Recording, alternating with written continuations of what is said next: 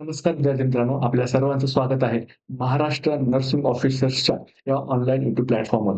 तर आजची जी आपली सीरीज आहे, ती सीरीज आहे आपली टार्गेट CHO सीरीज. या सीरीजमध्ये आपण काय करत असतो, जे स्टुडंट स्पेशली CHOचं प्रिपरेशन करत आहेत, अशा स्टुडंटसाठी आपण काय केलं आहे, मोस्ट एक्सपेक्टेड MCQची आपण काय करून घेऊन आलेलो आहोत, एक बॅच घेऊन आलेलो आहोत. ह्या जी सीरीज आहे, या सीरीजमध्ये आपण आतापर्यंत 13th एपिसोडपर्यंत पोहोचलेलो आहे आणि ही जी पूर्ण सीरीज असणार आहे, सीरीज कशामध्ये असणार आहे? मराठीमध्ये असणार आहे. ठीक आहे. या सीरीजला मी आणि नागेश सर आम्ही दोघं जण मिळून काय करत कंबाईनली घेत आहोत. दररोज सकाळी 9 वाजता ठीक आहे. सकाळी 9 वाजता आपला CHOचा जो सीरीजचा एपिसोड आहे तो रिलीज होत असतो. त्याच्यामुळे तुम्ही सकाळी दररोज 9 वाजता काय करायचं आहे, पेन आणि पेपर घेऊन रेडी राहायचं आहे, जेणेकरून तुम्हाला नोट्स पण बनवता येतील. ठीक आहे. तर व्हिडिओला सुरू करण्याच्या अगोदर काय करायचं आहे, या व्हिडिओला लाईक करायची आहे, कमेंटमध्ये फीडबॅक द्यायचा आहे. ठीक आहे. फीडबॅक द्यायचा आहे आणि तुम्हाला कुठल्या टॉपिकवर क्वेशन पाहिजे ते पण सांगायचं आहे. त्या टॉपिकवर आम्ही क्वेशन आणण्याचा प्रयत्न करतो. त्याचबरोबर हा जो व्हिडिओ आहे, त्या व्हिडिओला मॅक्सिमम तुमच्या मित्रांपर्यंत शेअर करा. तुमच्या कॉलेजचा ग्रुप असेल, तुमचा स्टडी ग्रुप असेल, तिथे शेअर करा आणि चॅनलला सबस्क्राईब करायला विसरू नका. ठीक आहे. YouTubeप्रमाणे आपण अदर सोशल मीडिया प्लॅटफॉर्मवर पण अवेलेबल आहोत. तिथे आपण काय करत असतो, वेगवेगळ्या प्रकारचे मेडिकल क्विजेस वगैरे घेत असतो. त्याचप्रमाणे जॉब अपडेट्स देत असतो. त्याचप्रमाणे नोट्स वगैरे तिथे आपल्या सगळ्या शेअर होत असतात. तुम्ही त्याच्यामुळे लिंक जे डिस्क्रिप्शनमध्ये लिंक आहे, त्या लिंकमध्ये क्लिक करून तुम्ही काय करू शकता, तिथे जॉइन होऊ शकता. ठीक आहे. तर आपला पहिला क्वेशन बघा आजचा काय आहे? Following is the criteria for screening test except. खालीलपैकी कुठला जो क्रायटेरिया आहे, तो स्क्रीनिंग टेस्टसाठी आहे. तर बघा, स्क्रीनिंग टेस्टसाठी विल्सन विल्सन आणि जुगनर विल्सन आणि जुगनर यांनी काय केले होते, काही क्रायटेरियाज दिले होते. कशासाठी? एखाद्या डिसीजचं स्क्रीनिंग करण्यासाठी. फॉर एक्झाम्पल, जर एखादा डिसीज आहे, ठीक आहे, डिसीज आहे, तो जर एखाद्या कम्युनिटीमध्ये खूप जास्त प्रमाणामध्ये काय झालेला आहे, आउटब्रेक झालेला आहे. आउटब्रेक झालेला आहे. तर त्यावेळेस आपल्याला काय करायला लागू शकतं, त्या डिसीजसाठी स्क्रीनिंग करण्याची गरज पडू शकते. किंवा एखादा डिसीज आहे, जो की काय आहे, खूप इम्पोर्टंट आहे त्या कम्युनिटीमध्ये. त्या कम्युनिटीच्या हेल्थवर काय करतोय, खूप इम्पोर्टंट त्याचा इफेक्ट पडत आहे. तेव्हा आपण काय करू शकतो, त्या डिसीजसाठी स्क्रीनिंग करू शकतो. फॉर एक्झाम्पल आपण काय करतो, टीबीसाठी काय करतो आपण, कुठली टेस्ट वापरतो? मॉन्टॉक्स टेस्टची काय वापरतो आपण? स्क्रीनिंग टेस्ट वापरतो. त्याचप्रमाणे अजून आपण काय करतो, त्यानंतर एक्स-रे करतो. ठीक आहे. आणि त्याच्यानंतर मग आपण कन्फर्मेटिव्ह म्हणून काय करतो, आपण स्पुटम स्टडी करत असतो. पण सर्व पेशंटमध्ये स्पुटम स्टडी करणं शक्य आहे का? तर नाही आहे. म्हणून आपण काय करतो, पहिले मॉन्टॉक्स टेस्ट ही जी स्क्रीनिंग टेस्ट आहे, ती आपण करून बघतो. बरोबर आहे. पण ही जी स्क्रीनिंग टेस्ट आहे, ही कधी करायची? याच्याबद्दल आपल्याला कोणी सांगितलंय? विल्सन आणि जुगनरने सांगितलंय. तर आपल्याला क्वेशनमध्ये काय विचारले बघा, की याच्यापैकी कुठली जी आहे, जर एखादी कंडिशन असेल, तर आपण स्क्रीनिंग टेस्ट करू शकतो आणि कुठली जी कंडिशन असेल, तर आपण ती स्क्रीनिंग टेस्ट करणार नाही. तर पहिला ऑप्शन काय म्हणते बघा, "this is should be a public health problem." म्हणजेच काय, त्या कम्युनिटीमध्ये जेवढी लोकं राहतात, त्या सर्व लोकांवर त्या डिसीजचा जर प्रभाव पडत असेल, ठीक आहे. त्या सर्व लोकांवर त्या डिसीजचा जर प्रभाव पडत असेल कम्युनिटीमधल्या, तर आपल्याला काय करायला पाहिजे, त्या डिसीजची स्क्रीनिंग करायला पाहिजे. बरोबर आहे. आणि जर एखादी कम्युनिटी आहे, ह्या कम्युनिटीमध्ये फॉर एक्झाम्पल 100 पीपल राहतात, पण फक्त एकाच लोकाला काय झालाय, तो डिसीज झालेला आहे आणि ह्या डिसीजमुळे बाकीचे जे 99 पीपल आहेत, त्यांना काहीही फरक पडत नाही. तर तुम्ही पूर्ण कम्युनिटीमध्ये त्या डिसीजसाठी सर्व्हेलन्स करणार का? स्क्रीनिंग करणार का? तर ऑब्व्हियसली आपण करणार नाही. का? कारण तुम्ही जेवढी ती कॉस्ट जी आहे, तुम्ही जेवढी गव्हर्नमेंटची कॉस्ट त्या डिसीजला स्क्रीनिंगमध्ये करण्यामध्ये घालणार, ती सगळी काय जाणार आहे, वेस्ट जाणार आहे. म्हणून जर एखादा डिसीज पूर्ण कम्युनिटीमध्ये जर हेल्थ प्रॉब्लेम बनला असेल, तर आपण काय करू शकतो, त्या पूर्ण कम्युनिटीमध्ये स्क्रीनिंग करू शकतो. बरोबर आहे. जर एखादी प्रॉब्लेम जो आहे, तो मेजॉरिटी लोकांचा प्रॉब्लेम नसेल, तर आपण त्याच्यामध्ये जो आपली कॉस्ट आहे, ठीक आहे, जी आपली कॉस्ट आहे, ती आपण खर्च करणार का? तर बिलकुल आपण खर्च करणार नाही. कारण आपल्या इंडियामध्ये असे बरेच हेल्थ प्रॉब्लेम आहेत, ज्याच्याकडे आपल्याला पैसे खर्च करण्याची गरज आहे. म्हणून एखादा जो लेस इम्पोर्टंट डिसीज असेल, जो की जेवढा मेजरली तुमच्या कम्युनिटीमध्ये अफेक्ट करत नाही, तर त्या डिसीजवर आपण काय करणार नाही, ऑब्व्हियसली पैसे खर्च करणार नाही. सेकंड ऑप्शन काय म्हणतो बघा, facility for diagnosis and treatment of disease should be available. म्हणजे तुम्ही जर एखादा डिसीज काय करताय, स्क्रीन करताय, त्या डिसीजच्या डायग्नोसिस आणि ट्रीटमेंट पण अवेलेबल असलं पाहिजे ना. जर एखादा डिसीज आहे आणि त्या डिसीजचा डायग्नोसिस आणि ट्रीटमेंटच जर तुमच्या हेल्थ फॅसिलिटीजमध्ये अवेलेबल नसेल, तर त्याचं स्क्रीनिंग करून तुम्ही काय करणार आहात? बरोबर आहे ना? म्हणून जर त्या डिसीजची स्क्रीनिंग ट्रीटमेंट आणि काय असायला पाहिजे, डायग्नोसिस तिथे अवेलेबल असायला पाहिजे. मग विल्सन आणि जुगनरने हे पण दिलेलं आहे आणि ऑप्शन ए पण त्यांनी सांगितलेलं आहे, की तो डिसीज कसा पाहिजे, पब्लिक हेल्थ प्रॉब्लेम पाहिजे. त्याचबरोबर तो कसा पाहिजे, त्याचे डायग्नोसिस आणि ट्रीटमेंट ऑप्शन पण अवेलेबल पाहिजे. थर्ड ऑप्शन काय म्हणतोय बघा, डिसीज शुड हॅव लो प्रिव्हॅलन्स. एखाद्या डिसीजचं प्रिव्हॅलन्स कमी आहे. प्रिव्हॅलन्स कमी आहे म्हणजे काय, तर डिसीजचं बर्डन काय आहे, कमी आहे. डिसीजचं काय आहे, बर्डन काय आहे, कमी आहे. एखाद्या डिसीजचा प्रिव्हॅलन्स कमी आहे म्हणजे डिसीजचं बर्डन कमी आहे. आता प्रिव्हॅलन्स आणि इन्सिडेंट जे आहे ते मी तुम्हाला एक्सप्लेन केलं होतं, की काय प्रिव्हॅलन्स म्हणजे काय, new cases plus old cases. Old cases आणि इन्सिडेंट म्हणजे काय, फक्त न्यू केसेस. New cases.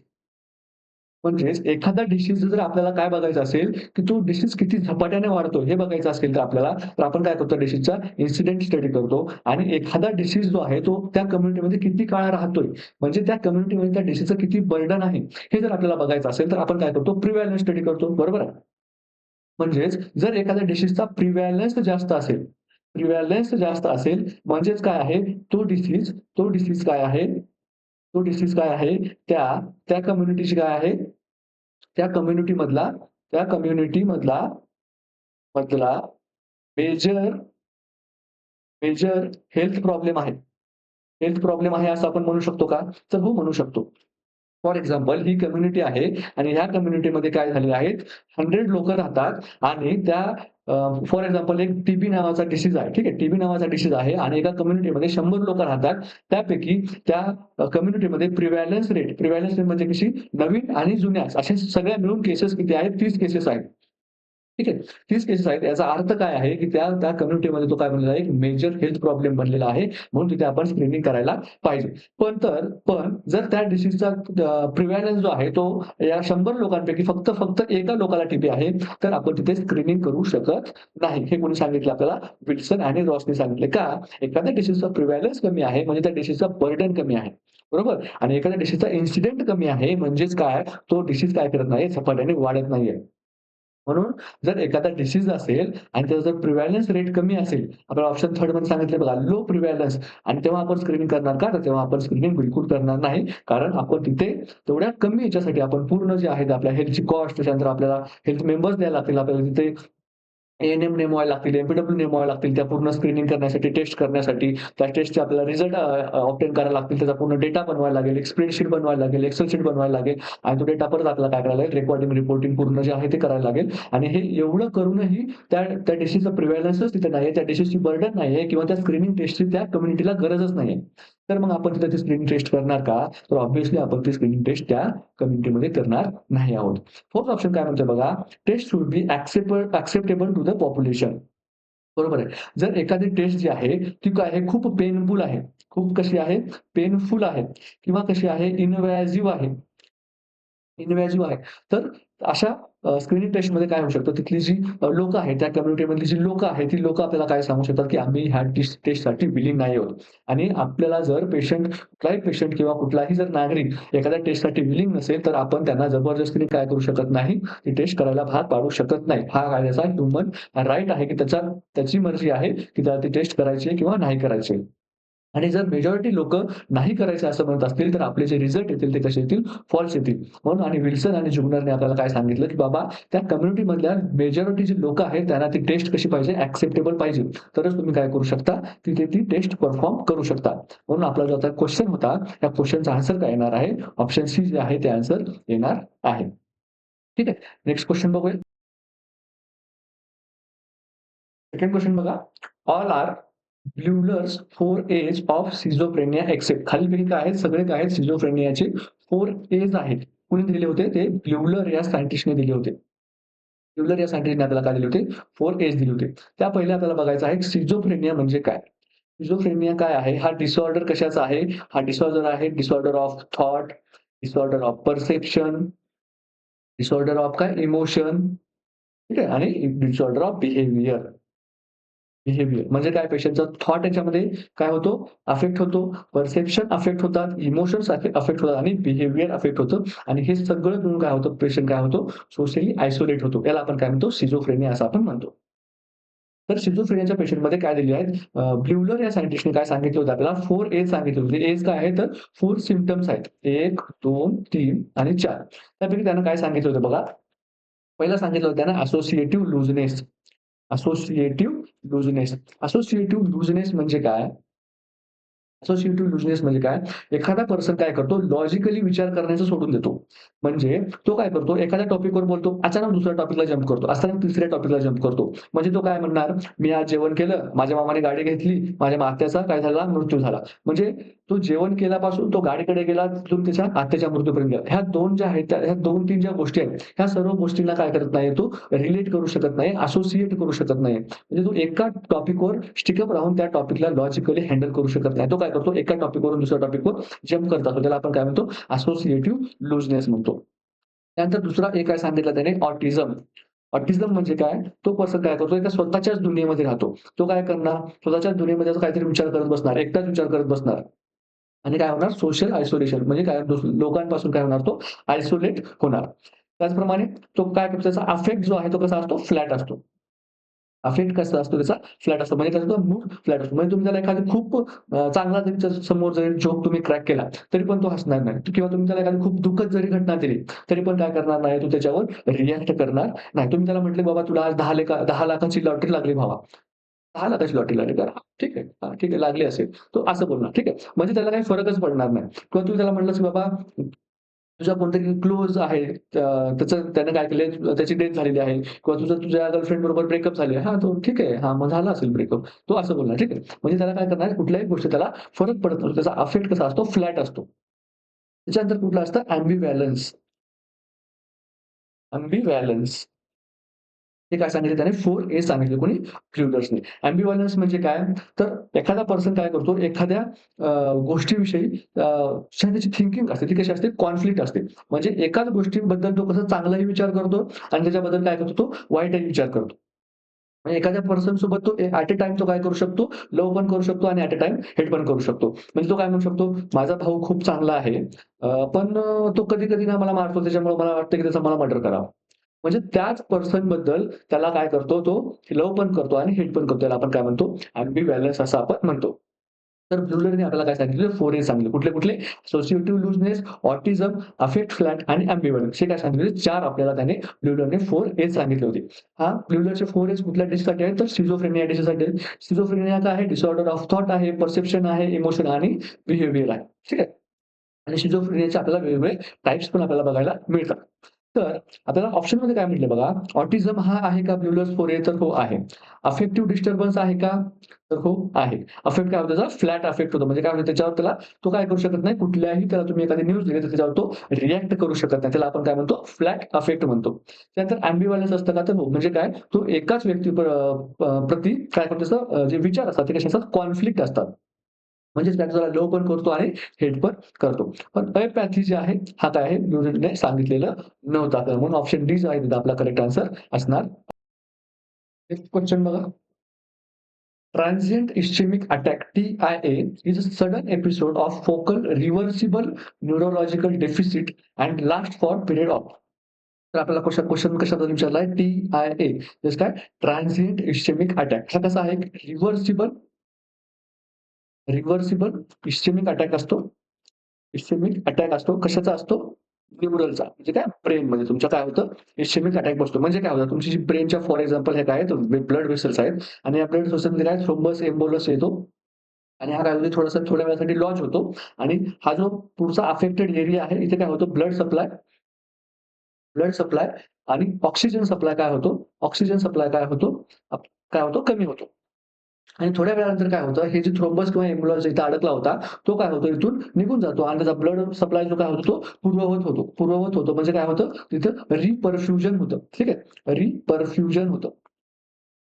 रिपरफ्युजन. रिपरफ्युजन काय होतं, तिथे एस्टॅब्लिश होतं.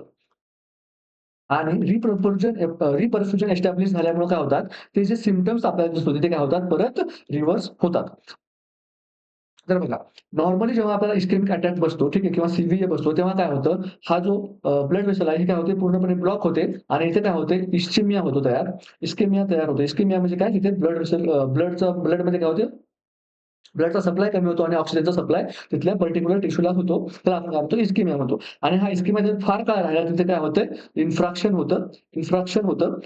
होतं किंवा तिथल्या ज्या सेल आहेत त्या काय होतात, परमनंटली काय होतात, डेथ होतात. पण टी-आय-ए मध्ये काय होतं, असं होत नाही. टी-आय-ए मध्ये काय होतं, हा जो ब्लॉक झाला होता, तो रस्ता काय होतो, थोड्या वेळानंतर पूर्ववत होतो. ठीक आहे. म्हणून 24 तासाच्या आत काय होतात, 24 अवर्स पेक्षा कमी टाईममध्ये काय होतात, तुमचे सिम्प्टम्स जे आहेत ते काय होतात, रिव्हर्स होतात. रिव्हर्स होतात, बरोबर. त्याच्यानंतर तिथे काय होत नाही, पर्मनंट डॅमेज होत नाहीये. ठीक आहे. इथे काय होत नाही, पर्मनंट पर्मनंट डॅमेज काय होत नाही, ते होत नाही. डॅमेज काय ते होत नाही. होत नाही. पण टी-आय-ए काय आहे? एक मेडिकल इमर्जन्सी आहे. ही काय आहे? एक मेडिकल इमर्जन्सी आहे. मेडिकल इमर्जन्सी काय आहे? कारण याच्यामध्ये तर तुम्ही म्हणाल, "सर याच्यामध्ये तर अटॅक येतोय आणि परत काय होतंय, जशा-जसं सगळं पुरवत होते, तर मग हा एक मेडिकल इमर्जन्सी काय आहे?" ही मेडिकल इमर्जन्सी यासाठी आहे, हा जो थ्रोम्बस इथून अडकला होता आणि तो नंतर परत निघाला, पण याचे चान्सेस भरपूर आहेत, की तो काय होणार, परत अडकणार. म्हणजेच काय होणार, परत पेशंटला थोड्या वेळाने काय होऊ शकतं, पर्मनंट डिसॅबिलिटी येऊ शकते. 48 अवर्स मध्ये पेशंटला काय होऊ शकतं, परत तो इस्केमिक अटॅक हा बसू शकतो आणि त्यावेळेस तो ट्रान्झॅमिक नसून पर्मनंट हा पण असू शकतो. तर जर रिपरफ्युजन झालं तर काय होतं, मग तुमचा इथे सेल काय होणार नाहीये, डेथ होणार नाहीये. म्हणून तुमचं काय आहे ह्याच्यामध्ये पर्मनंट जे आहे तो डॅमेज होत नाही. बरं जेव्हा डॅमेज झाला तेव्हा आपल्याला सिम्प्टम्स काय बघायला मिळतात? जेव्हा आपल्याकडे पेशंट टी-आय-एचा पेशंट येतो, आपल्याला तिथे सिम्प्टम्स काय बघायला मिळतात? तर आपल्याला काय बघायला मिळतात? एक्स्ट्रिमिटीज ज्या आहेत, एक्स्ट्रिमिटीजमध्ये काय बघायला मिळतं आपल्याला? वीकनेस बघायला मिळते. वीकनेस बघायला मिळते. जर तुमच्या राइट साइडमध्ये काय असेल, थ्रोम्बस असेल, तुमची लेफ्ट साइड पॅरालाइज होणार. लेफ्ट साइडमध्ये जर थ्रोम्बस असेल, तर तुमची काय होणार? राइट साइड पॅरालाइटिस होणार. त्याच्यानंतर काय बघायला मिळतं आपल्याला? फटीग बघायला मिळतं. अजून काय बघायला मिळतं? डिप्लोपिया बघायला मिळतो. डिप्लोपिया बघायला मिळतो. त्याच्यानंतर जे तुमच्या प्युपिल्सचे साइझ आहेत, ठीक आहे. प्युपिल्स काय बघायला मिळतात तुम्हाला? अनइक्वल बघायला मिळतात. अनइक्वल बघायला मिळतात. अजून तुम्हाला काय बघायला मिळतं? व्हिज्युअल लॉस बघायला मिळतो. अजून काय बघायला मिळतं? नॉझिया बघायला मिळतो. अजून काय बघायला मिळतं? व्हर्टायगो. व्हर्टायगो म्हणजे काय? व्हर्टायगो म्हणजे तुम्हाला असं वाटतं, की तुमच्या सभोवतालची जेवढी रूम आहे ना, ती अशी स्पिन करतीये. ठीक आहे. असं तुम्हाला व्हर्टायगोमध्ये वाटत असतं. ठीक आहे. हे काय झालं आपलं आतापर्यंत टी-आय ट्रान्झिएंट इस्केमिक अटॅक बद्दल झालं. ट्रान्झिएंट इस्केमिक काय बघितलं आपण अटॅक? हा अटॅक किती तासापर्यंत राहतो? 24 तासापर्यंत त्याचे सिम्प्टम्स आपल्याला बघायला मिळतात. 48 तासामध्ये रिकरन्स होण्याचे बहुत खूप चान्सेस असतात. इस्केमिया तयार होतो, पण इस्केमिया हा इन्फ्रॅक्शनकडे जात नाहीये. त्याच्यामुळे काय होत नाही याच्यामध्ये पर्मनंट डेथ जी आहे ती सेलची नसते. काही वेळानंतर काय होतं हे रिव्हर्सिबल अशी कंडिशन आहे, याला आपण काय म्हणतो टी-आय-ए आहे आणि हे काय आहे एक मेडिकल इमर्जन्सी आहे. तर क्वेशनने आपल्याला काय सांगितलंय neurological deficit and last for a period of हा किती तासांसाठी आपल्याला बघायला मिळतो. तर फर्स्ट ऑप्शन आहे लेस दॅन 1 मिनिट एवढ्या कमी वेळेसाठी असतो का? नसतो. लेस दॅन 24 अवर्स बरोबर आहे. मोर दॅन 24 अवर्स असतं का? तर नाहीये. मोर दॅन 48 अवर्स तर नाहीये. तर आपल्याला काय बघायला मिळतात 24 तासापर्यंत हे सिम्प्टम्स बघायला मिळतात. युजुअली 24 तासाच्या आतच काय होतात ते सिम्प्टम्स रिझॉल्व्ह होऊन जातात. पण तुम्हाला काय होऊ शकतं 48 तासाच्या आतमध्ये काय होऊ शकतं, परत दुसरा अटॅक बसण्याची शक्यता असते आणि तो टी-आय-ए असू शकतो किंवा नसू शकतो आणि त्याच्यामध्ये पर्मनंट सेलची डॅमेज पण होऊ शकते. पण टी-आय-एमध्ये जर आहे बघितलं आपण तर 24 तासाच्या आत काय होतात तुमचे सिम्प्टम्स रिझॉल्व्ह होऊन जातात. ठीक आहे. नेक्स्ट क्वेशन बघूया. How much salt intake is recommended for adults in a day? आपल्याला काय विचारलंय? साल्टची इंटेक विचारली आहे. तर अकॉर्डिंग टू WHO आणि ICMR ICMR आणि WHO आपल्याला काय सांगतं, की साल्टची जी इंटेक आहे, साल्टची जी इंटेक आहे, ती किती असायला पाहिजे? 5 ग्रॅम पर डे पेक्षा कमी असायला पाहिजे. ठीक आहे. एका दिवसामध्ये तुम्ही 5 ग्राम काय करायचं आहे? साल्ट घ्यायचं. त्याच्यापेक्षा जास्त तुम्ही साल्ट घ्यायचं नाही. तर थोडंसं बायोकेमिस्ट्रीमध्ये जाऊया आपण. तर काय असतं सॉल्टमध्ये काय असतं? सोडियम क्लोराईड असतं. ह्या सोडियम क्लोराईडपैकी 40% काय असतं तुमचं सोडियम असतं आणि क्लोरीन किती असतं त्याच्यामध्ये 60% असतं. म्हणजे जर तुम्ही 10 ग्रॅम काय केलं 10 ग्राम जर तुम्ही साल्ट घेतला, तर त्याच्यामध्ये किती 4 ग्राम काय असणार आहे? सोडियम असणार आहे आणि 6 ग्राम काय असणार आहे? तो तुमचा क्लोरीन असणार आहे. जर आणि आपल्याला WHOनं काय सांगितलंय? WHOनं आपल्याला काय सांगितलंय? तुम्ही किती खा? 5 ग्रॅम खा. ठीक आहे. 5 ग्रॅम खा. तर 5 ग्रॅममध्ये जर आपण बघितलं, 5 ग्रॅम जर साल्ट एखाद्या पर्सनने कन्झ्युम केलं, तर आपल्याला त्याच्यामध्ये 2 ग्राम किती काय मिळतं? सोडियम मिळतं आणि 3 ग्राम काय मिळतं? तर क्लोरीन मिळतं. तर सोडियमचा डायटरी अलाउन्स आपल्याला इथे किती मिळाला? 2 ग्राम जे आहे ते सोडियम आपल्याला पर डे घ्यायचं आहे. Sodium per day. 2 gram sodium per day आपल्याला घ्यायचं असतं. म्हणून आपण काय करतो? साल्ट किती घेतो? 5 ग्रॅम पर डे किंवा त्यापेक्षा कमी आपण काय करत असतो? सॉल्ट घेत असतो. हे कोणी सांगितलंय आपल्याला? WHO आणि ICMR. ठीक आहे. ICMR आणि WHOच्या गाईडलाईन सांगितलेलं आहे. त्याच्या गाईडलाईन्स हे आपण इंडियामध्ये फॉलो करत असतो. आणि ज्या यूएसच्या गाईडलाईन्स आहेत, यूएसच्या गाईडमध्ये गाईडलाईन्स आहेत, यूएसच्या गाईडलाईन्सनुसार जे आहे 5 ग्राम आपल्या इकडची 5 ग्राम आहे, तर यूएसची किती आहे 3 ग्राम पर डे एवढीच आहे. ठीक आहे. ठीक आहे. यूएसची गाईडलाईन. तिथली लोकं काय करतात खूप कमी मीठ कन्झ्युम करतात आणि आपल्या इकडची लोकं काय करतात थोडंसं जास्त मीठ कन्झ्युम करतात. ठीक आहे. तर साल्ट इंटेक जर जास्त वाढलं तर आपल्याला काय होऊ शकतं हायपरटेन्शन त्याच्यानंतर स्ट्रोक सारखे प्रॉब्लेम्स हे वाढू शकतात. त्याच्यामुळं सोडियम जे आहे तुमचं रिस्ट्रिक्ट होणं खूप गरजेचं आहे. त्यानंतर तुम्हाला रिनल प्रॉब्लेम पण कशामुळे होतात? सोडियम जर तुम्ही जास्त घेतलं, कन्झ्युम केलं, तर तुमचं वॉटर रिटेन्शन होऊन हायपरव्हॉल्युमिया सारख्या कंडिशन्स तुमच्यामध्ये बघायला मिळत असतात. तर आपल्याला ऑप्शनमध्ये काय दिले बघा, less than 2 gram, less than 4 gram, not more than 6 gram आणि मोर दॅन 8 ग्राम. त्याच्यामध्ये आपल्याला काय सांगितलं होतं WHO आणि ICMRनं लेस दॅन 5 ग्राम पर डे सांगितलं होतं. मग आपल्याला ऑप्शन कुठला येणार याच्यामध्ये? बी ऑप्शन जो आहे तो करेक्ट येणार आहे, लेस दॅन 4 ग्राम. ठीक आहे. याच्यामध्ये काय केलं थोडंसं जे व्हॅल्यूज आहेत ते क्वेशनमध्ये 4 ग्राम्स आहे. त्याच्यामध्ये मोस्ट करेक्ट कुठलं येणार आहे? तर मग 4 ग्राम येणार आहे. नेक्स्ट क्वेशन बघूया. बघा. Which of the following disease is caused due to the food adulteration of arhar dal with Kesari dal? Question काय म्हणतोय, अरहर दाल जे आहे, अरहर दालमध्ये जर आपण काय केलं, केसरी दाल मिक्स केली, तर आपल्याला कुठली डिसीज कंडिशन जी आहे, ते फूड अडल्ट्रेशनमुळे बघायला मिळते. सगळ्यात पहिले फूड अडल्ट्रेशन म्हणजे काय? फूड अडल्ट्रेशन म्हणजे काय? फूड अडल्ट्रेशन म्हणजे काय? फूड अडल्ट्रेशन म्हणजे काय करतात, तुमचा जे ओरिजिनल फूड प्रॉडक्ट आहे, त्या फूड प्रॉडक्टमध्ये त्या फूड सारखा दिसणारा, पण त्या फूडपेक्षा कमी क्वालिटी असलेला फूड प्रॉडक्ट काय करणं, ॲड करणं. फूड तो मग एडिबल पण असू शकतो तो प्रॉडक्ट किंवा नॉन एडिबल पण असू शकतो. फॉर एक्झाम्पल तुमचे जे तांदूळ आहेत, त्या तांदळामध्ये काय करतात, पांढऱ्या दिसणाऱ्या खड्यांचं काय करतात जे आहे ते व्यापारी लोकं ॲड करतात, जेणेकरून त्यांना काय होणार, जास्तीत जास्त नफा हा मिळत राहतो. ठीक आहे. अशाच प्रकारे ते काय करतात, अरहरच्या डाळमध्ये केसरी डाळ नावाचा काय करतात, डाळ जी आहे ती ॲड करतात. कारण त्या दोन्ही डाळी काय आहेत, दिसायला सारख्या आहेत. पण अरहर डाळ ही महाग आहे आणि केसरी डाळ ही काय आहे, स्वस्त आहे. पण केसरी डाळ जी असते, या केसरी डाळीमध्ये काय आहे, एक न्यूरोटॉक्सिन असतो. न्यूरोटॉक्सिन असतो. कुठला न्यूरोटॉक्सिन असतो? तर बोआ नावाचा एक न्यूरोटॉक्सिन असतो. BOAAA. ठीक आहे. BOAA. बोआ नावाचा एक न्यूरोटॉक्सिन असतो. ह्या न्यूरोटॉक्सिनमुळे तुम्हाला काय होतं, एक डिसऑर्डर होतो. न्यूरो डिजनरेटिव्ह डिसऑर्डर होतो. त्या डिसऑर्डरचं नाव काय आहे? लॅथायरिझम. लॅथायरिझम. कशामुळे होतं? केसरी दाळमुळे होतं.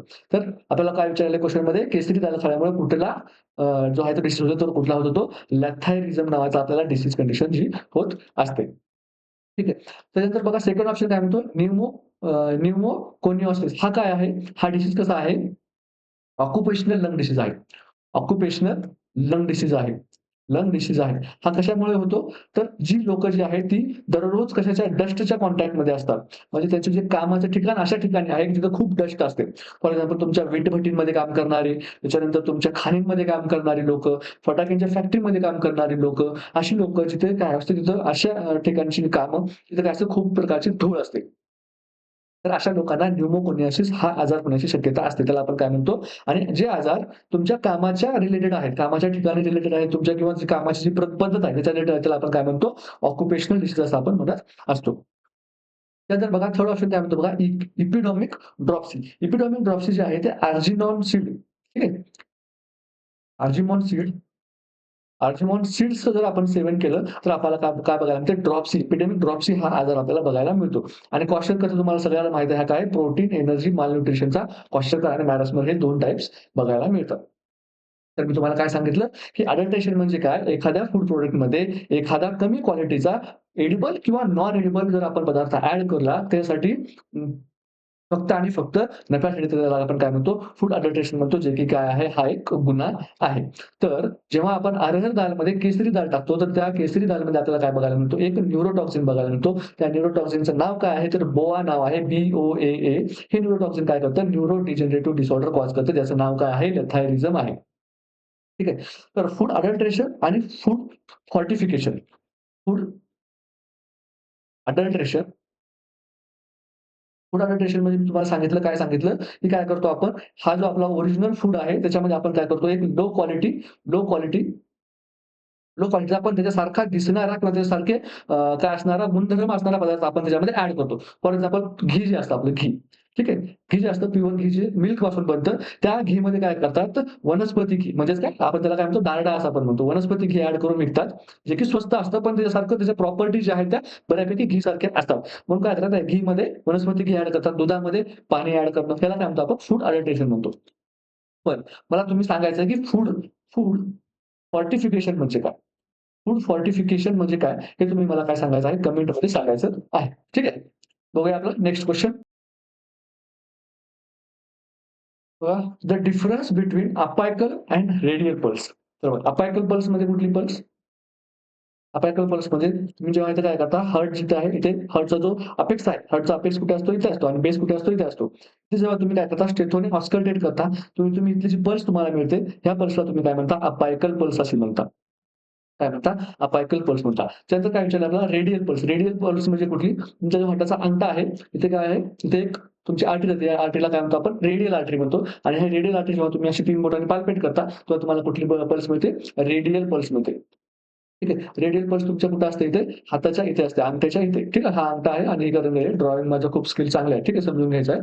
इथे तुम्हाला कुठली पल्स बघायला मिळते? तर तुम्हाला इथे रेडियल पल्स बघायला मिळते. पण जेव्हा आपल्याला काय बघायला मिळतं? अपायकल पल्स अपायकल पल्स जर फॉर एक्झाम्पल तुमची किती येत आहे? 80 येत आहे आणि तुम्ही काय करता त्याच वेळी सेम टाईमला तुम्ही रेडियल पल्स कॅल्क्युलेट केली, तर तुमची रेडियल पल्स जी आहे ती किती येत आहे? 60 येत आहे. तर ह्या दोन्हीमधला जो डिफरन्स आहे, या जो दोन्हीमधला डिफरन्स आहे, तर याला आपण काय म्हणतो? याला आपण काय म्हणतो? पल्स पल्स डेफिसिट म्हणतो. डेफिसिट म्हणजे हा पल्स डेफिसिट मग या केसमध्ये पल्स डेफिसिट किती झाला? 80 60 इज इक्वल टू किती? 20 काय झालं तुमचा पल्स डेफिसिट झाला. तर हे कशामुळे होऊ शकतं? काही कंडिशन्स आहेत. फॉर एक्झाम्पल तुमचं एट्रियल फिब्रिलेशन. ठीक आहे. एट्रियल फिब्रिलेशन त्याच्यानंतर कुठला? Heart failure. Heart failure. Atrial फिब्रिलेशनमध्ये काय होतं? तुमचं एट्रियम जे आहे ते नुसते काय करतात? फडफड, फडफड करतात. ठीक आहे. ते काय करत नाहीत प्रॉपरली कॉन्ट्रॅक्ट होत नाही. त्या मसलची काय होते? फक्त ट्विचिंग होते. म्हणजे त्यावेळेस काय होतं? तुमच्या पेरिफेरल पर्यंत काय होतं? ब्लड सप्लाय व्यवस्थित पोहोचत नाही. म्हणून जरी तुमचा हार्ट काय झाला? पंप झाला, तर तुम्हाला अपायकलला तुमच्या स्टेटोमध्ये जर तुम्हाला आवाज येणार, पण तुम्हाला रेडियल पेरिफेरलला काय बघणार नाही, तेवढा फोर्स बघायला मिळणार नाही, जेणेकरून तुम्हाला ती पल्स सापडेल. सेम हार्ट फेल्युअरमध्ये पण काय होतं, कार्डियाक आउटपुट कमी होतं. तुमचं फोर्स ऑफ कॉन्ट्रॅक्शन कमी होतं आणि त्यावेळेस पण आपल्याला काय बघायला मिळते, पेरिफेरल पल्स आपल्याला काय होतं, ड्रॉप झालेलं आपल्याला बघायला मिळतं. त्या कंडिशनमध्ये आपण काय म्हणतो, पल्स डेफिसिट म्हणतो. म्हणजे तुमच्या apical pulse minus radial pulse जर तुम्ही घेतलं, तुम्हाला पल्स डेफिसिट मिळून जातं. पल्स डेफिसिट आपल्याला फिब्रिलेशन आणि हार्ट फेल्युअरमध्ये बघायला मिळतं. त्यानंतर बघा आपल्याला काय विचारलं आहे, पल्सस पॅराडॉक्सिकस. पल्सस पॅराडॉक्सिकस म्हणजे काय? जेव्हा तुम्ही इन्स्पिरेशन करता, इन्स्पिरेशन केल्यावर जर तुमचा सिस्टोलिक बीपी जर 10 एमएमएचजी 10 एमएमएचजी पेक्षा जास्त व्हॅरी करत असेल, तर त्याला आपण काय म्हणतो, पल्सस पॅराडॉक्सिकस म्हणतो. त्यानंतर बघा थर्ड ऑप्शन काय म्हणतो आपला ऑस्कल्टेटरी गॅप. ऑस्कल्टेटरी गॅप हे जर तुम्हाला समजायचं असेल, तर तुम्हाला काय करावं लागेल, बीपी जेव्हा आपण काउंट करतो, आपण कफला जेव्हा इन्फ्लेट करतो, कफला इन्फ्लेट केल्याच्या नंतर फॉर एक्झाम्पल हे तुमच्या काय आहेत, ह्या तुमच्या मार्किंग्स आहेत कशावरच्या बीपी ॲपरेटोसच्या 120, 110, 100, 80, 70, 60, 50, 40 ह्या अशा मार्किंग्स आहेत. बरोबर? तेव्हा तुम्ही काय केला, तो जो कफ आहे तो इन्फ्लेट केला. कफ इन्फ्लेट केल्याच्यानंतर तुम्ही काय केला, स्टेथो काय केला, ब्रॅकियल आर्टरीच्या तिथे ठेवला आणि इथे आल्याच्यानंतर तुम्हाला एक साउंड आला. म्हणजे काय झालं, तुमचा हा फर्स्ट जेव्हा तुम्हाला साउंड येतो, त्याला आपण काय म्हणतो, कोरकॉफ साउंड असं म्हणतो. कोरकॉफ साउंड असं आपण त्याला म्हणतो. ठीक आहे, याच्यामध्ये सायलेंट आहे. कोरकॉफ साउंड म्हणतो. म्हणजे इथे जर तुमच्या 120 इथे आल्याच्यानंतर जर तुम्हाला जो साउंड ऐकायला आला, तर तुम्ही काय म्हणता, की तुमचा सिस्टोलिक बीपी किती आहे? 120 आहे. आणि हा साउंड तुम्हाला काय होतो, ऐकायला मिळतो आणि इथे आल्याच्यानंतर तो साउंड काय होतो, डिसिअपिअर होतो. डिसिपर होतो. म्हणजे जिथे साउंड डिसिपर झाला, तिथे तो काय झाला आपला डायस्टोलिक बीपी झाला. तो किती आहे आपला इथे या केसमध्ये 70 आहे. म्हणजे ज्या पेशंटची बीपी किती म्हणतो आपण 120/70 असं आपण म्हणतो. म्हणजे ज्या ठिकाणी तुम्हाला फर्स्ट कोरकॉफ साउंड ऐकायला मिळाला, तो तुमचा सिस्टोलिक बीपी झाला आणि ज्या ठिकाणी तुम्हाला कोरकॉफ साउंड ऐकायला येत नाही, तिथे आपण त्याला काय म्हणतो, तो तुमचा डायस्टोलिक बीपी म्हणतो. म्हणून इथे लक्षात ठेवण्याची गोष्ट काय आहे, की जेव्हा आपण बीपी मेजर करतो, तेव्हा जो आपल्याला साउंड ऐकायला येतो, त्याला आपण कुठला साउंड म्हणतो, कोरकॉफ साउंड म्हणतो. कोरकॉफ साउंड जिथे आपल्याला ऐकायला येतो, तो आपला सिस्टोलिक बीपी झाला. जिथे आपला तो कोरकॉफ साउंड जो आहे, तो ऐकायचा बंद होतो, तो काय झाला आपला डायस्टोलिक बीपी झाला आणि याला आपण काय म्हणतो, ऑस्कल्टेटरी गॅप असं आपण म्हणत असतो. लास्ट ऑप्शन काय म्हणतो बघा आपला पल्स प्रेशर. पल्स प्रेशर म्हणजे काय? फॉर एक्झाम्पल एखाद्या पर्सनची बीपी 120/80 आहे, तर त्याचा पल्स प्रेशर किती असणार? त्याचा पल्स प्रेशर 40 असणार. कसा कॅल्क्युलेट केला? 120 - 80 systolic BP minus diastolic BP जेव्हा आपण करतो, तेव्हा आपल्याला काय बघायला मिळतो? पल्स प्रेशर आपल्याला बघायला मिळतं. म्हणून आपल्याला क्वेशनमध्ये काय विचारलंय? आपल्याला क्वेशन विचारलाय अपाकल पल्स आणि रॅडिकल पल्स या दोघांच्या मधला डिफरन्स विचारलेला आहे, जो की काय असतो? पल्स डेफिसिट असतो. बाकीचे ऑप्शन पण मी तुम्हाला काय केले पूर्ण क्लिअर केलेत. आय होप की कुणालाही बाकीच्या ऑप्शनमध्ये पण काही प्रॉब्लेम नसणार आहे. ठीक आहे. त्यामुळं तुम्ही जेव्हा हे क्वेशन एखादा वाचत असणार, तर त्या क्वेशनच्या अवती-भोवतीचे सगळे जे आहेत ते ऑप्शन्स पण तुम्ही वाचायचे. म्हणजे असं नाही करायचं की तुमचा ए ऑप्शनला जर तुम्हाला मिळालं, तर ए ऑप्शन टिक केलं आणि बाकीला तुम्ही काय झालं बाजूला जाताय. तसं करायचं नाही. ऑप्शन बी, सी आणि डी ह्या ऑप्शनच्या बद्दल पण तुम्हाला पूर्ण माहिती असली पाहिजे. पूर्ण त्याला तुम्ही काय करायचे चारही बाजूने पूर्ण त्या क्वेशनची वाट लावून टाकायची आहे. ठीक आहे. वाट लावून टाकायची म्हणजे क्वेशन चुकवायचा आहे का? नाही. त्या क्वेशनचा पूर्ण काय करायचं तिथेच निचरा करून टाकायचा आहे. त्याचे सगळे ऑप्शनचे पण पूर्ण तिथे जागच्या जागी निचरा करून ठेवायचा आहे. हे बघा, तुम्ही जर तुमच्यामध्ये जर टॅलेंट असणार, ठीक आहे. टॅलेंट असतं, एखाद्या माणसामध्ये टॅलेंट असतं म्हणजे काय? टॅलेंट असतं म्हणजे काय? तो काय करतो? एकदा वाचलं की त्याला लक्षात राहतं. ठीक आहे. यालाच तर टॅलेंट म्हणतो आपण. पण काय सगळ्यांमध्ये टॅलेंट असतं असं नाही ना. एखाद्या समजा आता माझ्यामध्ये काही टॅलेंट नाही. ठीक आहे. माझ्यामध्ये टॅलेंट नाही असं समजूया.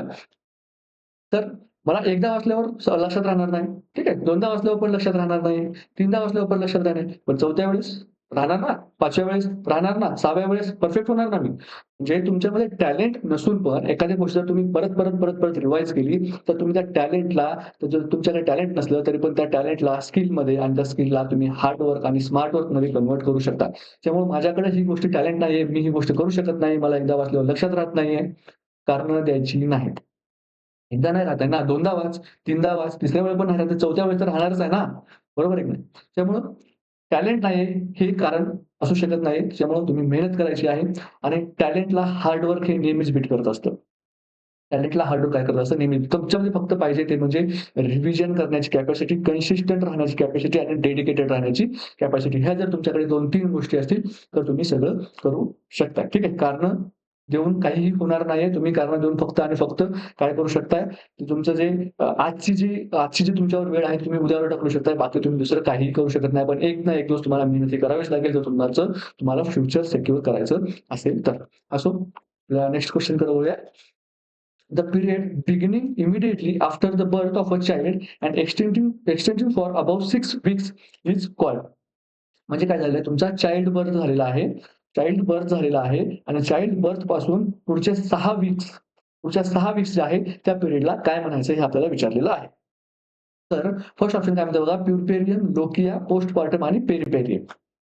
पोस्ट पेरियड ठीक आहे. पोस्ट पेरियम आणि पेरिपेरियम ह्या 2 ज्या आहेत ह्या तर ओबीजीमध्ये काय आहेत अशा प्रकारच्या टर्मिनॉलॉजीज अवेलेबलच नाहीयेत. ठीक आहे. अशा प्रकारच्या टर्मिनॉलॉजी अवेलेबलच नाहीयेत. त्यानंतर ऑप्शन बी काय म्हणतोय बघा लोकिया.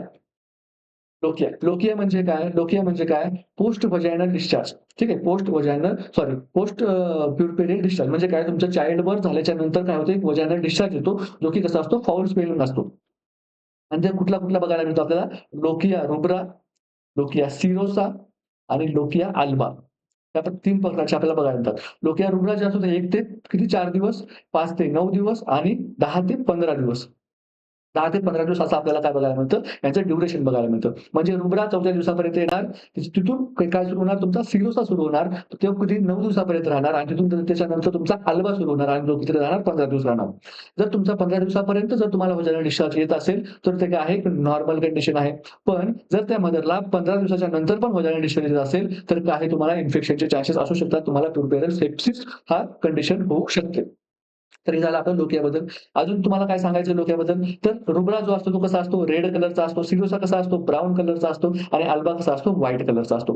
हे झालं आपलं डोक्याबद्दल. डोक्या खतम. प्युरपेरियम म्हणजे काय? प्युरपेरियम हा एक पिरियड आहे. कधीपासून चाइल्ड बर्थ पासून ते 6 वीक पर्यंत त्याला आपण काय म्हणतो प्युरपेरियम असं आपण म्हणत असतो. म्हणजे याचा आन्सर काय येणार आहे? ऑप्शन ए काय येणार आहे तुमचं आन्सर करेक्ट येणार आहे. नेक्स्ट क्वेश्चन बघूया. A disease is known to be an endemic. एखाद्या डिसीजला आपण एंडेमिक कधी म्हणू शकतो? तर बघा फर्स्ट ऑप्शन काय म्हणतोय when a disease is appearing or happening at irregular interval in time. Second option म्हणतोय when a disease become very wide spread and affect a whole region, a continent or the entire world.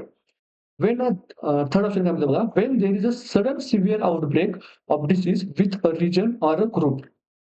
Third option काय म्हणतो बघा, the disease is always constantly present in a community but in relatively low frequency. तर इथे आपल्याला काय बघायचं आहे, endemic. Endemic म्हणजे काय? त्यानंतर पॅन्डेमिक म्हणजे काय? ठीक आहे. त्यानंतर इपिडेमिक म्हणजे काय? त्याच्यानंतर आपल्याला काय बघायचं आहे? स्पोरॅडिक म्हणजे काय? त्याच्यानंतर बघायचं आपल्याला हायपर हायपर एंडेमिक म्हणजे काय? तर एंडेमिक म्हणजे काय? एखादा डिसीज काय आहे? एखादा डिसीज काय आहे? कॉन्स्टंटली प्रेझेंट आहे एखाद्या कम्युनिटीमध्ये. The disease is constantly constantly present in an community. एक मिनिट हां. एखादा डिसीज काय आहे, एखाद्या कम्युनिटीमध्ये जर कॉन्स्टंटली प्रेझेंट असेल, तर आपण त्याला काय म्हणतो? एंडेमिक डिसीज असं आपण म्हणतो. फॉर एक्झाम्पल एखादी कम्युनिटी आहे, ठीक आहे. फॉर एक्झाम्पल एखादी ही काय आहे, कम्युनिटी आहे आणि ह्या कम्युनिटीमध्ये काय होतो, टीबी नावाचा जो रोग आहे, तो काय आहे, कॉन्स्टंटली प्रेझेंट आहे. खूप दिवसापासून प्रेझेंट आहे किंवा डेंग्यू नावाचा जो डिसीज आहे, तो काय आहे, कॉन्स्टंटली प्रेझेंट आहे. तर डेंग्यू नावाचा डिसीज आहे, तो कॉन्स्टंटली प्रेझेंट कुठे आहे? तर आपल्याला जर विचारलं, तर साऊथ आफ्रिकेमध्ये काय आहे, डेंग्यू जो आहे तो कंटिन्यूअसली तिथे प्रेझेंट असतो. पण तो काय झाला, साऊथ आफ्रिकेमध्ये डेंग्यू हा डिसीज काय झाला, तिथल्या त्यासाठी त्या लोकांसाठी काय झाला, एंडेमिक डिसीज झाला. ठीक आहे. तर नेक्स्ट असं अजून आपण काय बघणार होतो, पॅन्डेमिक. पॅन्डेमिक म्हणजे काय? पॅन्डेमिक म्हणजे काय? एखादा डिसीज काय झाला आहे, एंडेमिक रिजनमधून काय झाला, पूर्ण वर्ल्ड वाईड काय झाला, स्प्रेड झाला आहे. पूर्ण वर्ल्ड वाईड काय झाला, स्प्रेड झाला. एखाद्या कॉन्टिनेंटमध्ये, पूर्ण रिजनमध्ये, पूर्ण कंट्रीजमध्ये काय झाला, स्प्रेड झाला. तर त्याला आपण काय म्हणतो, पॅन्डेमिक असं आपण म्हणतो. पॅन्डेमिकचं एक्झाम्पल आपल्या सर्वांना माहिती आहे, म्हणजे कुठलं? कोव्हिड हा काय होता, पॅन्डेमिक होता. जो काय होता, पूर्ण जगामध्ये पसरला होता. त्यानंतर आपण काय बघायचं आहे, इपिडेमिक. इपिडेमिक म्हणजे काय? इपिडेमिक म्हणजे सडन काय होतात, एखाद्या डिसीजच्या केसेस वाढतात. Sudden outbreak sudden outbreak of a disease in a community. एखाद्या कम्युनिटीमध्ये काय होतं, फक्त त्या कम्युनिटीपुरता तो मर्यादित राहतो. तिथे तो अगोदर कॉन्स्टंटली होता का? तर नव्हता. तो काय झाला, तिथे एक नवीन डिसीज आला, जो की काय झाला तिथे, आता काय झाला, एकदमच आउटब्रेक झाला. हे बघा, एपिडेमिक आणि एंडेमिक दोघांमध्ये काय व्हायचं नाही, कन्फ्यूज व्हायचं नाही आहे. एपिडेमिक म्हणजे काय? तो डिसीज तिथे नव्हता, पण आता आला आणि आला तर कसा आला? एकदम सिव्हिअर कंडिशनमध्ये आला आणि काय झालं, तिथल्या सर्व लोकांमध्ये, कम्युनिटीमध्ये काय झाला, तो स्प्रेड झाला. आणि एंडेमिक म्हणजे काय? एंडेमिक म्हणजे काय? तो डिसीज तिथं अगोदरपासूनच होता आणि तो कॉन्स्टंटली आहे. खूप दिवसापासून, खूप वर्षापासून त्या कम्युनिटीमध्ये आहे. त्याला आपण काय म्हणतो? एंडेमिक म्हणतो. आणि एपिडेमिक म्हणजे काय? तिथे नव्हता, पण आता तो आलेला आहे आणि कसा झालेला आहे? एकदम सिव्हिअर कंडिशनमध्ये आलाय. त्याला आपण काय म्हणतो? एपिडेमिक असं आपण म्हणतो. त्यानंतर बघूया आपण, की स्पोरॅडिक म्हणजे काय? स्पोरॅडिक म्हणजे काय? एखाद्या कम्युनिटीमध्ये एखादा डिसीज काय येतोय, ऑकेजनली येतोय. ऑकेजनली जर एखादा डिसीज येत असेल तिथे, त्या कम्युनिटीमध्ये, तर त्या डिसीजला आपण काय म्हणतो? स्पोरॅडिक असं आपण म्हणतो. त्याच्यानंतर दुसरी कन्सेप्ट आहे आपली hyper endemic. Hyper endemic. Endemic. तिथं काय होतं, डिसीज जो आहे तो कसा असतो? कॉन्स्टंटली प्रेझेंट असतो. ठीक आहे. Hyper endemic. एंडेमिक म्हणजे काय? एखादा डिसीज कसा असणे? कॉन्स्टंटली प्रेझेंट असणे. ठीक आहे. Constantly present. डिसीज काय आहे? कॉन्स्टंटली प्रेझेंट आहे. काय? एंडेमिकमध्ये. आणि हायपर म्हणजे काय? In in larger severity. Larger severity.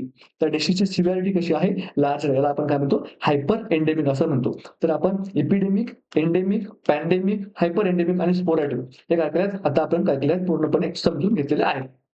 आता परत एकदा क्विकली आपण रिवाइज करूया. एंडेमिक म्हणजे काय? डिसीज काय आहे, तिथे कॉन्स्टंटली प्रेझेंट आहे. ठीक आहे. पॅन्डेमिक म्हणजे काय? डिसीज काय झाला, पूर्ण वर्ल्ड वाईड पसरलेला आहे.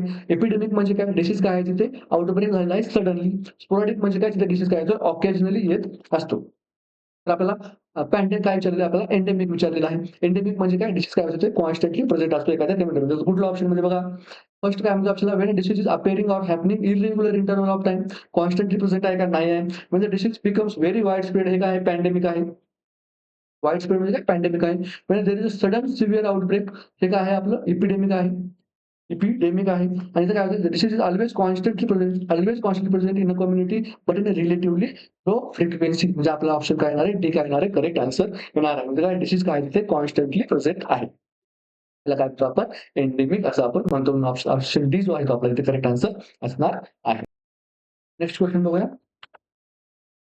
Which of the following organism is associated with peptic ulcer disease? Peptic ulcer disease मध्ये कुठला जो ऑर्गॅनिझम आहे तो आहे ते आपल्याला बघायचा आहे. तर लास्ट ऑप्शन बघा काय म्हणतोय? Measles virus. मिझल्समध्ये काय होतं आपल्याला? मिझल्स हा आजार होतो. त्यामुळे हा तर नाहीये. ट्रेपोनेमा पॅलिडम याच्यामुळे आपल्याला काय होतं? सिफिलिस होतो. सिफिलिस होतो. त्याच्यामुळे हा पण नाही आणि हेपॅटायटिस बी व्हायरसमध्ये काय होतं आपल्याला? हेपॅटायटिस हा आजार होतो. तर त्याच्यामध्ये आन्सर काय असणार आहे आपलं? H pylori. एच पायलोरी म्हणजे काय? हेलिकोबॅक्टर पायलोरी. हेलिकोबॅक्टर पायलोरी आपण याला म्हणतो, एच पायलोरी म्हणतो. हेलिकोबॅक्टर पायलोरी हा काय आहे? एच पायलोरी हा काय आहे? एक ग्राम निगेटिव्ह बॅक्टेरिया आहे. ग्राम निगेटिव्ह काय आहे? बॅक्टेरिया आहे. आणि ह्या बॅक्टेरिया काय करतो? एक एन्झाइम सिक्रीट करतो. त्या एन्झाइमचं नाव आहे युरिएज. युरिएज नावाचं एन्झाइम सिक्रीट कुठे करतो? कुठे करतो? तुमच्या स्टमकमध्ये असताना. स्टमकमध्ये असताना काय करतो? युरिएज नावाचं एन्झाइम सिक्रीट करतो आणि हे युरिएज काय करतं? हे युरिएज काय करतं? स्टमकची ॲसिडिटी काय करतं? न्यूट्रलाइज करतं. स्टमकची ॲसिडिटी काय करतं? न्यूट्रलाइज करतं. न्यूट्रलाइज करतं आणि हे ॲसिडिटी न्यूट्रलाइज केल्यामुळे काय होतं? तुमच्या स्टमकच्या ज्या लायनिंग आहेत, ठीक आहे. स्टमकच्या ज्या लायनिंग आहेत, त्या काय होतात? डॅमेज होतात. स्टमकची लायनिंग काय होते? डॅमेज होते. त्याच्यामुळे आपल्याला काय होतं? पेप्टिक अल्सर डिसीज हा होत असतो. आणि ह्या जर लायनिंग त्याने जर डॅमेज केला आणि हे जर क्रोनिक कंडिशनपर्यंत गेलं, ठीक आहे. ही जी कंडिशन जर क्रोनिक झाली, तर आपल्याला स्टमक कॅन्सर पण होऊ शकतो. ठीक आहे. सीएच स्टमक आपल्याला होऊ शकतो. त्यामुळे एच पायलोरी जो आहे तो काय करतो? युरिएज नावाचं एक एन्झाइम सिक्रेट करतो, जे की काय करतं? तुमच्या ॲसिडिटीला टॅकल करतं आणि ती ॲसिडिटी टॅकल झाल्यामुळे तुमच्या स्टमकच्या लायनिंग डॅमेज होतात. स्टमकच्या लायनिंग डॅमेज जर खूप दिवसानंतर झाल्या, खूप क्रोनिक पिरियडपर्यंत जर तुमचा एच पायलोरी जो आहे तो बॅक्टेरिया तुमच्या स्टमकमध्ये जर तिथे निवास करत असेल, तर तुम्हाला स्टमकचा कॅन्सर होण्याची जास्त शक्यता असते. पेप्टिक अल्सर डिसीज कधी होतो? जेव्हा डॅमेज होतो तेव्हाच मला पेप्टिक अल्सर डिसीज हा होत असतो. ठीक आहे. नेक्स्ट क्वेश्चन बघूया. क्वेश्चन बघा. During emergency rapid adjustment made by the body are due to increased activity of. काय झालेलं आहे? एखादी एमर्जन्सी झालेली आहे आणि त्या एमर्जन्सीमध्ये तुमच्या बॉडीचं रॅपिड रिस्पॉन्स तुम्हाला कोण देतं? फर्स्ट ऑप्शन आहे पिट्युटरी ग्लॅंड, थायरॉइड ग्लॅंड, ॲड्रिनल ग्लॅंड की आणि पॅनक्रियास ग्लॅंड. तर आपल्याला माहिती आहे जेव्हा एखादी बॉडी रॅपिड एमर्जन्सीमध्ये असते, तर रॅपिड एमर्जन्सीचा जो रिस्पॉन्स आहे तो रिस्पॉन्सला आपण काय म्हणतो? Flight or fight response. ठीक आहे. फ्लाइट ऑर फाईट रिस्पॉन्स त्याला आपण काय म्हणतो? ॲड्रेनर्जिक ॲड्रेनर्जिक स्ट्रोक असं पण आपण म्हणतो. म्हणजेच काय होतं तुमच्या बॉडीमध्ये ॲड्रेनालिन काय होतं? रश होतं. ॲड्रेनालिन रश होतो. तर आपण काय म्हणतो? ॲड्रेनालिन रश किंवा ॲड्रेनालिन पुश असं पण आपण म्हणतो. तर हे कोण सिक्रेट करतं? तुमचं ॲड्रिनल ग्लॅंड सिक्रेट करते. तर आपण वन बाय वन बघायला गेलं, ठीक आहे. जर आपण वन बाय वन बघायला गेलं, तर आपल्याला फर्स्ट ऑप्शन जो होतो काय म्हणतो? पिट्युटरी ग्लॅंड. पिट्युटरी ग्लॅंड्सचं जेव्हा आपण बघतो, तर ही कशी कुठे असते? तुमच्या ब्रेनमध्ये असते. जर मोस्ट स्पेसिफिकली बघायला गेलं तर कुठे असते? सेल्ला टर्सिका या बोनी कॅव्हिटीमध्ये तुमची काय असते? पिट्युटरी जी आहे ती ग्लॅंड असते आणि पिट्युटरी कशी असते? ही या शेपची असते. ही कुठली असते तुमची? अँटेरियर पिट्युटरी आहे. ही कुठली आहे तुमची? अँटेरियर पिट्युटरी आहे कुठली आणि पोस्टेरियर पिट्युटरी. अँटेरियर पिट्युटरी तुमचे ग्रोथ हार्मोन सिक्रेट करते, थायरॉइड स्टिम्युलेटिंग हार्मोन सिक्रेट करते. Sorry. Thyroid stimulating hormone secrete करते. त्याच्यानंतर कुठलं एसीटीएच एड्रिनोकॉर्टिकोट्रॉपिक हार्मोन सिक्रेट करते. त्याचबरोबर तुमचं एलएच, एफएसएच पण कोण सिक्रेट करतं? तर अँटेरियर पिट्युटरी करतं आणि त्यानंतर अजून कुठलं करतं? प्रोलॅक्टिन. प्रोलॅक्टिन यासारखे जे तुमचे हार्मोन्स आहेत ते कोण सिक्रेट करतं? अँटेरियर पिट्युटरी सिक्रेट करतं. ठीक आहे. आणि पोस्टेरियर पिट्युटरी जे आहे तुमचं कुठलं हार्मोन सिक्रेट करतं? एडीएच त्याला आपण काय म्हणतो? व्हॅसोप्रेसिन. व्हॅसोप्रेसिन जे आहे ते कोण सिक्रेट करतं? तुमचं पोस्टेरियर करतं. अजून कुठलं करतं? ऑक्सिटोसिन. ऑक्सिटोसिन हे काय करतं तुमचं पोस्टेरियर पिट्युटरी सिक्रेट करत असतं. ऑक्सिटोसिन कुठे कामाला येतं? आपल्या लेबरमध्ये, मदरच्या लेबरसाठी. एडीएच कुठे येतं? अँटी डायरेटिक हार्मोन व्हॅसोप्रेसिन हे कुठे आपण बघतो? रिनल सिस्टममध्ये काय करतं? वॉटरचं काय करतं? रिअब्झॉर्प्शन करण्यासाठी काम करतं. त्यानंतर अँटेरियर पिट्युटरीचे हार्मोन जर बघितले आपण, ग्रोथ हार्मोन काय करतं? तुमच्या बॉडीची ग्रोथ करण्याचं काम करतं.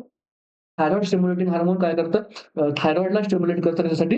थायरॉक्सिन हार्मोन सिक्रेट करण्यासाठी. एड्रिनोकॉर्टिकोट्रॉपिक जो हार्मोन आहे, तो तुमच्या गोनॅड्सवर काम काम करतं. ठीक आहे. मेल गोनॅड्स काय? टेस्टिसाइज, फिमेल गोनॅड्स कुठल्या? ओव्हरी. यांना स्टिम्युलेट करण्याचं काम कोण करतं? एसीटीएच करतं.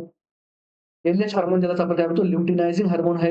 हे हार्मोन काय करतं तुमच्या ओव्ह्युलेशनमध्ये मदत करतं. 14व्या दिवशी तुमच्या जी मेन्स्ट्रुअल सायकलची पिरियड असते त्याला काय होतं तुमचं ओव्ह्युलेशन होतं आणि त्या ओव्ह्युलेशन कोणामुळे होतं ल्युटिनायझिंग हार्मोनमुळे होत असतं. त्यानंतर आपण बघितलं की एफएसएच फॉलिकल स्टिम्युलेटिंग हार्मोन तुमच्या ज्या ओव्हरीजमध्ये फॉलिकल्स आहेत त्याची ग्रोथ आणि डेव्हलपमेंटचं काम करून कोण बघतं तर फॉलिकल स्टिम्युलेटिंग हार्मोन बघतं. त्यानंतर प्रोलॅक्टिन जे आहे, प्रोलॅक्टिन जे हार्मोन आहे तुमच्या कशाचं मिल्क प्रोडक्शनचं काम करण्यासाठी जे आहे ते कोण बघतं? प्रोलॅक्टिन बघतं. ऑक्सिटोसिनचं अजून एक काम काय आहे? मिल्क इंजेक्शनचं काम पण ऑक्सिटोसिन बघत असतं. तर हे काय झालं तुमचं पिट्युटरीचा ओव्हरऑल काय झाला पूर्ण कच्च्या चिटाचं काय केलं आपण एक केलेला आहे. त्याच्यानंतर दुसरं आपल्याला कुठली ग्लॅंड सांगितली बघा? थायरॉइड ग्लॅंड.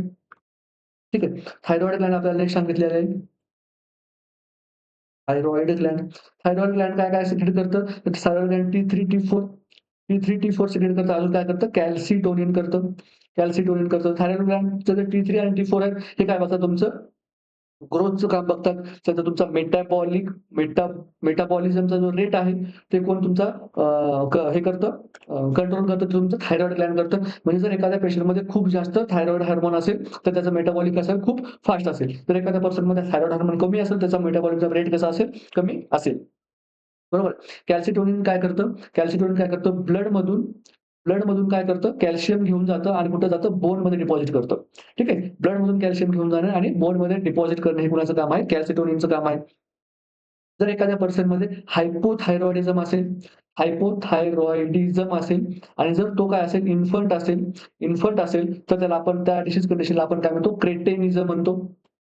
आणि जर तो काय असेल अडल्ट असेल त्याला आपण काय म्हणतो? मायक्झोडिमा म्हणतो. मायक्झोइडेमा म्हणतो म्हणजे काय तो पेशंट असेल तो आपला इडेमा हा लक्षात ठेवायचा शब्द म्हणजे तो पर्सन काय दिसणार पूर्ण असा फुगलेला पर्सन दिसणार. म्हणजेच काय त्याच्यामध्ये मेटाबॉलिझमचा रेट काय आहे? कमी आहे. मेटाबॉलिझमचा रेट आहे म्हणजे तू जेवढं खातंय तेवढं काय होतं त्याचं मेटाबॉलिझम होत नाही. तेवढं काय होत नाही ते पूर्ण यूज केल्या जात नाही. मेटाबॉलिझम म्हणजे काय एखादा तुमचा जो बॉडीचा बॉडीमध्ये गेलेला फूड पार्टिकल्स आहे त्याला काय होणं कट करून काय म्हणजे त्यापासून एनर्जी तयार करण्याला आपण काय म्हणतो मेटाबॉलिझम म्हणतो. एखाद्या पर्सनमध्ये जर मेटाबॉलिझम कमी असेल तर तो पर्सन आपल्याला कसा बघायला मिळतो? जाडा बघायला मिळतो. म्हणून जे हायपोथायरॉइडचे पेशंट असतात ते थोडेसे तुम्हाला जाड किंवा थोडेसे हेल्दी बघायला मिळतात शरीराने. ठीक आहे. जर एखादा पर्सन हायपरथायरॉइडिझमचा असेल, त्याची जी बॉडी बिल्ड आहे ती आपल्याला कशी बघायला मिळते? त्याची बॉडी कशी बघायला मिळते आपल्याला? थिन अशी आपल्याला त्याची बॉडी बघायला मिळते. ठीक आहे. त्यालाच आपण काय म्हणतो? ग्रेव्ह डिसीज आपण याला असं म्हणतो. काय म्हणतो आपण याला? ग्रेव्हस डिसीज असं आपण याला म्हणतो. ठीक आहे.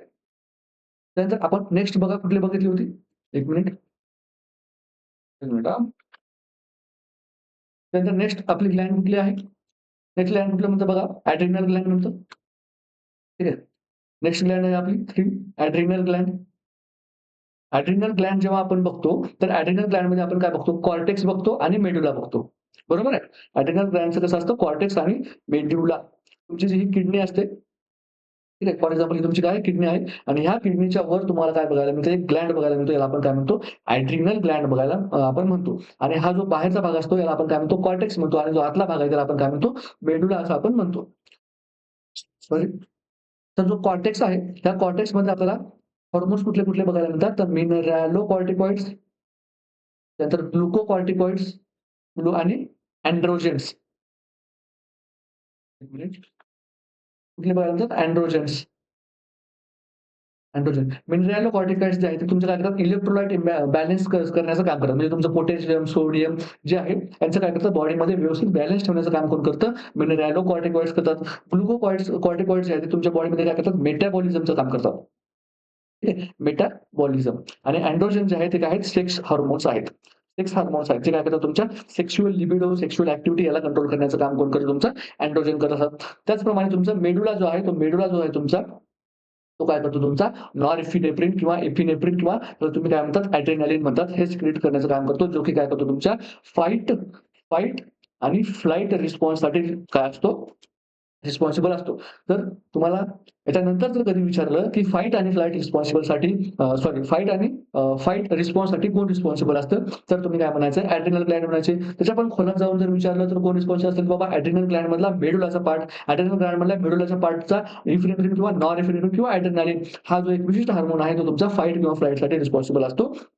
हे आपल्याला सांगता आलं पाहिजे. नेक्स्ट हार्मोन आपला कुठला आहे बघा? पॅनक्रियाज. सॉरी नेक्स्ट ग्लँड कुठली आहे आपली? पॅनक्रियाज. जेव्हा आपण पॅनक्रियाज बघतो तेव्हा आपल्याला काय माहीत आहे, की पॅनक्रियाजमध्ये काय आहे 3 सेल्स आहेत. कुठल्या? अल्फा सेल्स, बीटा सेल्स आणि कुठली तुमची डेल्टा सेल. अल्फा सेल काय करतं? ग्लुकॅगॉन सिक्रेट करतं. ग्लुकॅ अरे, एक मिनिट हां. ग्लुकॅगॉन सिक्रेट करतं. बीटा सेल काय करतं? इन्शुलिन सिक्रेट करतं आणि डेल्टा सेल काय करतं? सोमॅटोस्टॅटिन सिक्रेट करतं. सोमॅटोस्टॅटिन सिक्रेट करण्याचं काम करत असतं. तर बघा, बीटा सेल्स जे आहेत, हे आपल्याला सगळ्यांना माहिती आहे काय करतात? इन्शुलिन सिक्रेट करतात. इन्शुलिन काय करतं? तुमच्या ब्लडमधलं शुगर लेव्हलला काय करतं? ब्लड शुगरला काय करतं? कमी करतं.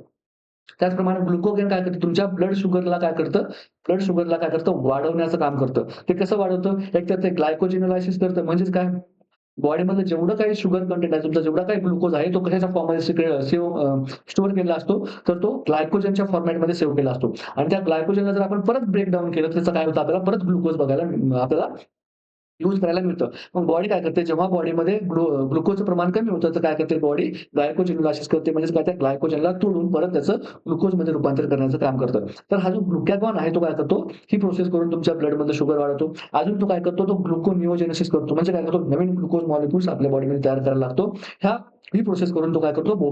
बॉडीमध्ये ब्लड शुगर लेव्हल वाढवण्याचं काम करतो. त्याचप्रमाणे बीटा सेल जे आहेत ते काय करतात? इन्शुलिन सिक्रेट करतात आणि इन्शुलिन सिक्रेट केल्याच्यानंतर ते काय करतात? ब्लड शुगर लेव्हलला काय करतात? कमी करण्याचं काम करत असतात. इन्शुलिन काय आहे? इन्शुलिन काय आहे? ही जी तुमची फॉर एक्झाम्पल ब्लड व्हेसल आहे आणि ती तुमची फॉर एक्झाम्पल सेल आहे. तर ह्या सेलमधले जर ह्या ब्लडमधलं जर शुगर ह्या सेलमध्ये घेऊन जायचं असेल, तर घेऊन जाण्यासाठी इन्शुलिन काय आहे? एका पाथसाठीचं काम करतं. इथे एक गेट आहे. ठीक आहे. या गेटला आपण काय म्हणतो? रिसेप्टर्स म्हणतो. हे जोपर्यंत ब्लड शुगर हा इन्सुलिन नावाचा पास्ट त्या गेटवर दाखवत नाही, तोपर्यंत ही शुगर काय होऊ शकत नाही, त्या सेलमध्ये जाऊ शकत नाही. आता आपली डेल्टा सेल बघा. डेल्टा सेल काय करते? सोमॅटोस्टॅटिन सिक्रेट करते. हे सोमॅटोस्टॅटिन काय करतात? तुमचं ग्रोथ हार्मोन आणि तुमचा जो इन्सुलिन आहे, ग्रोथ हार्मोन आणि इन्सुलिन जे आहे याला काय करतात? इनिबिट करण्याचं काम कोण करतं? डेल्टा सेल करत असतात. तर बघा, आपला क्वेशन काय म्हणतोय? क्वेशनकडे एकदा परत येऊया. क्वेशन आपला म्हणतोय, की rapid adjustment made by the body are due to increase activity of कुणामुळे होतं? तर हे एड्रेनालिन ग्लँडमध्ये होतं. एड्रेनालिन ग्लँडमधला पण कुठला पार्ट? एड्रेनालिन ग्लँडमधला कुठला पार्ट? एड्रेनालिन ग्लँडमधला मेडुला पार्ट. बरोबर? तर आपण अदर बाकीच्या पिट्युटरी पण बघितले. पिट्युटरीमध्ये आपण अँटिटरी पिट्युटरी आणि पोस्टीरियर पिट्युटरी बघितले. थायरॉइड ग्लँडमध्ये पण आपण 2 हार्मोन बघितले, T3, T4 आणि कॅल्सिटोनिन. त्यानंतर आपण पॅनक्रियास अल्फा सेल, बीटा सेल आणि डेल्टा सेल या तिन्ही सेलचं पण काम बघितलेलं आहे. ठीक आहे. त्याच्यानंतर जर आपल्याला ह्या 3-4 ग्लँडमधून जर क्वेशन आला, तर आपल्याला तो क्वेशन आपला रिकामा जाता कामा नये. तो क्वेशन अटेम्प्ट झाला पाहिजे आणि बरोबर हा आलाच पाहिजे. ठीक आहे. नेक्स्ट क्वेशन बघूया. बघा. हां. In which type of diabetes can circulation of insulin absent? आणि ऑप्शन दिलेत आपल्याला type 1, type 2 diabetes, type 1 diabetes आणि पॅनक्रियाटिक डायबिटीज आणि maturity onset diabetes of young body. ठीक आहे. तर बघा, जेव्हा आपण डायबिटीजचे टाइप बघतो, तर आपल्याला काय माहिती आहे? आपल्याला टाइप 1 आणि टाइप 2 हे काय माहिती आहे आपल्याला? 2 जे आहेत ते मेजर टाइप्स माहीत आहेत. ठीक आहे. टाइप 1 मध्ये काय होतं बघा. टाइप 1 मध्ये काय होतं बघूया. टाइप 2 मध्ये काय होतं बघूया. त्याच्यानंतर जे पॅनक्रियाटिक डायबिटीज आहे, ठीक आहे. पॅनक्रियाटिक डीएम आहे त्याच्यामध्ये काय होतं बघूया आणि बॉडीमध्ये काय होतं ते आपण काय बघूया, सविस्तर आपण बघूया. ठीक आहे.